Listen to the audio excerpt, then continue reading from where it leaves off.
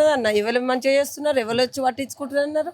ఇప్పుడు ఈ current free అన్నారు, ఫ్రీ లేవు, అసలు చేయలేదు. పోయినాం 2-3 సార్లు పోయినాము, చేసినాము, కారెంట్లు పెట్టినా కూడా పెట్టించుకుంటలేరు వాళ్ళు. మళ్ళా గ్యాసులు తక్కువ చేసిర్రు, ఆ గ్యాసులు కూడా తక్కువ చేస్తలేరు, ఏడు ఇస్తలేరు. అవే 1030 రూపాయలు. మోరీలు మంచిగా చేస్తున్నారు, ఆ మోరీలు సక్కరంగా లేవు. ఆ మోరీలు కూడా మొత్తం ఎక్కడ గలీజ్ అక్కడనే నీళ్ళన్నీ అయిపోతున్నాయి. మాకు అంత ఇబ్బంది అయిపోతుంది. మొన్న నీళ్ళు వచ్చినప్పుడు అయితే ఇళ్ళకి నీళ్ళు వచ్చి ఆ గోడలు కూడా మొత్తం రాలిపోయి గోడలు కూలిపోయేటట్టుగా అయినాయి. ఆ టైంలో మీ ఎమ్మెల్యే వచ్చిరమ్మా, ప్రెజెంట్ ఉన్న ఎక్కడ వచ్చేటట్టుగా ఏడున్నాయి, ఆ నీళ్ళే ఉండే, ఎవ్వరు రాలేదు. ఒక పిల్లగాని తోటి అది ఉక్మాని పంపించిర్రు, అసలు ఇంట్లోకి వెళ్ళి బయటకి వచ్చేటట్ల ఇట్లా ఇసిరి కొట్టిపోయిర్రు. ఒకటేసారి, అది కూడా ఒకటే ట్రిప్. ఆ ఉక్మా ఇచ్చిపోయిండు ఆ పిల్లగాడు. ఇక అంతేగాని ఇక దేని గురించి ఇట్లా వచ్చిర్రు, పట్టించుకోలే, చేయలేదు. అందరికి పైసలు వచ్చినాయి కానీ ఈ వాడకి ఎవ్వరికి రాలే పైసలు కూడా. ఏం పట్టించుకుంటలేరన్న, మా బాధలు కూడా చూస్తలేరు వాళ్ళు. మరి అసలు ఇక్కడ రానే రాలేదు కదా, రాలేదు అసలు. మరి ఎట్లున్నారు ఏం కథ అని కూడా అడుగుతలేరు వాళ్ళు, ఏం పట్టించుకుంటలేరు కూడా వాళ్ళు. మరి ఎట్లా పిల్లలతోటి కూడా మాకు మస్తు ఇబ్బంది అయిపోతుంది. మొన్న బియ్యము అన్ని తడిచిపోయినాయి, బట్టలు అన్ని తడిచిపోయినాయి, మస్తు ఇబ్బంది అయింది మాకు. ఏం చేయాలి ఇక మీరు? వినయ్ భాస్కర్ పరిపాలన ఎట్లా ఉండే, ఈయన పరిపాలన ఎట్లా ఉండే? ఆయన కొంచెం మంచిగానే ఉండలే, ఆయన మీద అబద్ధం. ఈయన ఎక్కిన కంచెలు అయితే మాకైతే మస్తు ఇబ్బంది అవుతుంది. రూపాయి ఉంటలేదు, రూపాయి వెళ్తలేదు. ఇక ఆయన ఇచ్చినవి అప్పుడు కేసీఆర్ ఇచ్చిన బియ్యమే, ఆయన ఇచ్చిన పింఛనే, ఇక గదే ఉన్నది. కానీ ఇంకా ఇప్పుడు రేట్లు పెరిగి ఇంకా ఇబ్బంది అయిపోతుంది. ఎందుకమ్మా మంచిగా సన్న బియ్యం ఇస్తున్నా, ఇంద్రమ చీరలు ఇస్తున్నా, ఏడే చీరలే కేసీఆర్ ఇచ్చిన చీరలే. అప్పటి కంచెలు మళ్ళీ మాకు ఒక్క చీర రాలేదు. సన్న బియ్యం అంటారు కానీ ఆ బియ్యం ఏడే సన్నగా అవుతుంది, అంత గట్క లాగా అయిపోతుంది. సన్న బియ్యం అంటే మనం మంచిగా కొనుక్కొచ్చుకున్న బియ్యం లాగా ఉంటున్నాయా? అది వండుకున్నా గంజి వంపినా కూడా గట్క ఇట్లా అతుకపోతుంది అన్నం. ఆ అన్నం ఇప్పుడు వాళ్ళు తినమంటే తింటారా? మొన్న అసెంబ్లీ సాక్షిగా తిన్నారమ్మా, అసెంబ్లీ దగ్గర తిన్నారు వాళ్ళు. ఏ బియ్యం కానీ బియ్యం ఒకసారి మీకు అన్నం వండింది కూడా చూపెడతాం ఎట్లున్నదో, ఇట్లా అతుకపోతుంది. గంజి వంపినా కూడా ఇట్లా అతుకపోతుంది, అంత ఘోరంగా ఉంటుంది అన్నము. అసలు బియ్యం పంపుతున్నారు. మరిగా ఇప్పుడు ఆయన మరి ఈయన ఏం పట్టించుకుంటలేడు, చేస్తలేడు. మరి ఎట్లుంటుందో ఏం కథనో. మరి ఎట్లా ఉండమ్మా?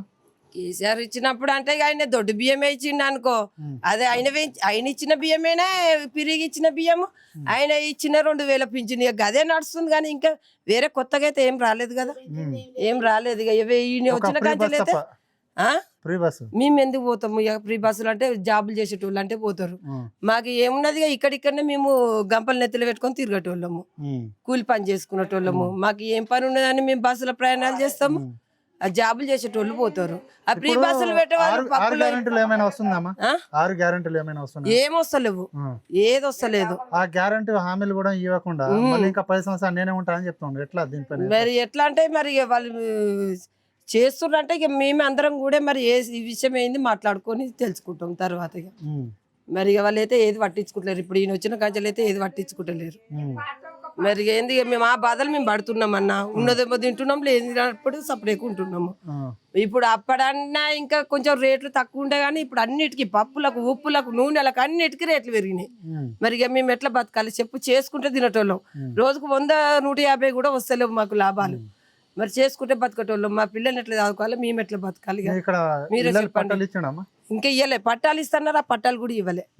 ఇంక ఇంతవరకు ఏది లేదు.